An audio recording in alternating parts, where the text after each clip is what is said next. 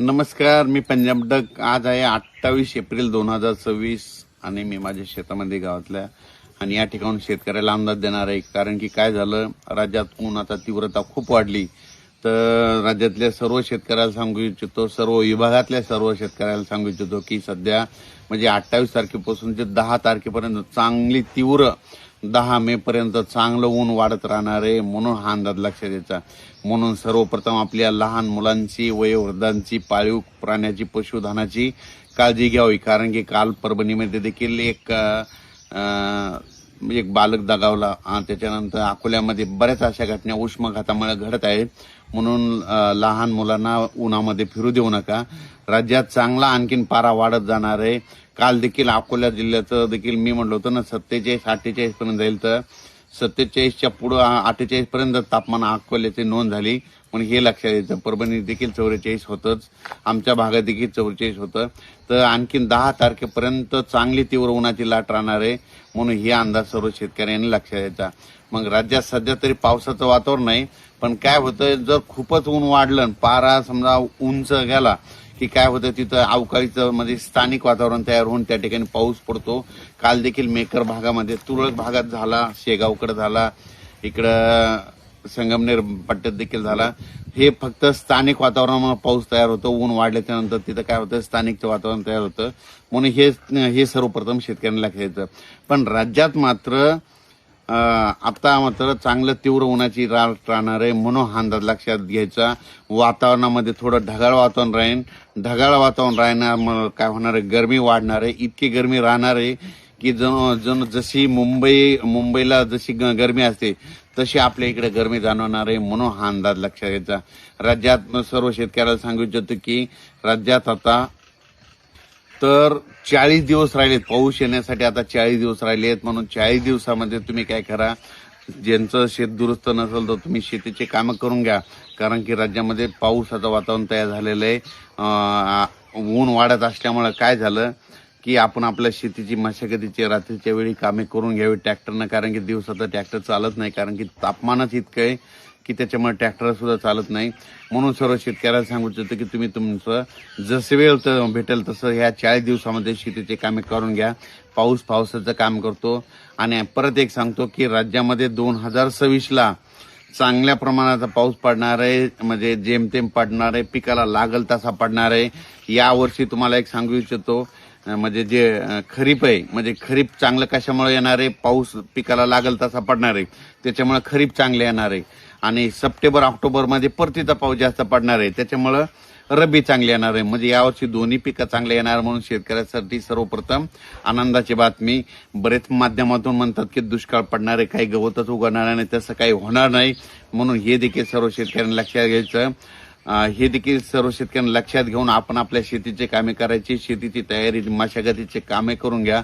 पावसाचं काम करतो. आणि तुम्हाला एक सांगू इच्छितो की काय झालं की बरेच माध्यमातून असे येईल की यावर्षी एल निनो उद्भवला. तुम्हाला सांगतो, एल निनो असो या ला निनो असो, तुम्हाला याचा अर्थ काहीच समज येत नाही. जर तुम्हाला जर खरंच जर बघायचं झालं तर तुम्ही काय करा, आता मग हे एल निनो काय म्हणतात की एल निनो उद्भवला म्हणून यावर्षी दुष्काळ पडणार आहे. तुम्हाला एक सांगू इच्छितो की आज दक्षिण अमेरिकेमध्ये एक लिमा देश आहे, क्यूट आहे. तिथलं आत्ताचं तापमान बघा, म्हणजे आत्ताचं ह्या टायमाला तिथं जवळपास काही ठिकाणी 18 अंश थंडी आहे. ते काही ठिकाणी 3 अंश आहे. म्हणजे तिकडं थंडी आहे आणि आपल्या इकडं ऊन आहे. आणि कसं असतं की तिथं जर थंडी असल्यामुळे तिथलं समुद्राचं पाणी थंड आहे. थंड असल्यामुळे काय होतं की त्यावर्षी ला निना असं उद्भवत आहे. आणि जिथं पाणी गरम होतं त्यावेळेस एल निनो असतं. तर तुम्हाला सांगतो याचा त्याचा काही संबंध नाही. तुम्हाला सांगतो, भारतीय हवामान प्रणालीमध्ये आपल्या भारताच्या बाजूला जे समुद्र, हिंद महासागर आहे, तिथं तापमान कसं असतं त्याच्यावर अवलंबून असतं. तर सर्व शेतकऱ्याला सर्वप्रथम आनंदाची बातमी. आतापर्यंत दरवर्षी मान्सून अंदमान बेटावर कधी येत होतं तुम्हाला सांगतो, तुम्हाला कोणता तज्ज्ञ सांगणार नाही. दरवर्षी तुम्ही लक्षात घ्या, कधी 21 मेला येतो, कधी 20 मेला येतो आणि कधी 22 मेला येतो. ही दरवर्षीची मान्सूनची अंदमान बेटावर येण्याची तारीख आहे. आणि तिथून 10 दिवसाला मग केरळला येतो. 21 मेला जर आला तर तिथून 10 दिवसाला म्हणजे 2 जूनला केरळला येतो. आणि तिथून 8 दिवसात मग मुंबईला येतो. असा हे मान्सूनचा अवधी असतो. पण यावर्षी शेतकऱ्याला सांगू इच्छितो की यावर्षी बघा 15 मेच्या दरम्यान म्हणजे 15 मेच्या दरम्यान मान्सून अंदमान 15 ते 20 मेच्या दरम्यान माझा तर अंदाज आहे 15 मेला मान्सून अंदमान बेटावर दस्तक देईल. 15 मेला जर आला तर तिथून कंप्लीट 10-12 दिवसांमध्ये 26-27 ला केरळ येणार आणि तिथून 8 दिवसांमध्ये 7 जूनला जवळपास महाराष्ट्रात पाऊस येऊ शकतो असं म्हणजे परिस्थितीनुसार दिसायलंय. म्हणून सर्व शेतकऱ्याला सांगू इच्छितो की तुम्ही शेतीचे कामे करून घ्या. पावसाचं काम करेन म्हणून आपण आपलं शेत तयार करणं सगळ्यात महत्वाचं आहे. यावर्षी पाऊस चांगला राहणार आहे म्हणजे दुष्काळ वगैरे काही पडणार नाही, जेमतेम पडणार आहे. परतीचा पाऊस सगळ्याला चांगला पडणार आहे. परतीचा पावसावर शेतकऱ्याचं रब्बीचं पीक चांगलं येणार आहे म्हणून हे देखील सर्व शेतकऱ्यांनी लक्षात घ्यायचं. राज्यामध्ये तुम्हाला सांगतोय की उष्णता वाढलेली, आभाळ आलेले, आभाळामुळे काय व्हायलंय की गरमी वाढली, गरमी त्याच्यानंतर वारं सुटायलंय, वारं सुटल्याच्या नंतर उन्हाची तीव्रता वाढत जाते. त्याच्यामुळं जे वयोवृद्ध आहेत, लहान मुलं आहेत, पाळीव प्राणी त्यांना म्हणा घराच्या बाहेर निघताना रुमाल बांधा. त्याच्यानंतर पाणी भरपूर प्या. त्याच्यानंतर काय शक्यतो काम असेल तरच बाहेर पडण्याचा पडू नका. कारण की काय झालं उष्माघातामुळे बऱ्याच ठिकाणी उष्माघाताचे बळी अशा बातम्या येत आहेत. म्हणून स्वतःची काळजी घ्या, वयोवृद्धाची घ्या आणि खास करून पाळीव प्राण्याची काळजी घ्या. कारण की त्यांना सावलीमध्ये बांधा, झाडाखाली बांधा म्हणून हे सर्व शेतकऱ्यांना सांगू इच्छितो.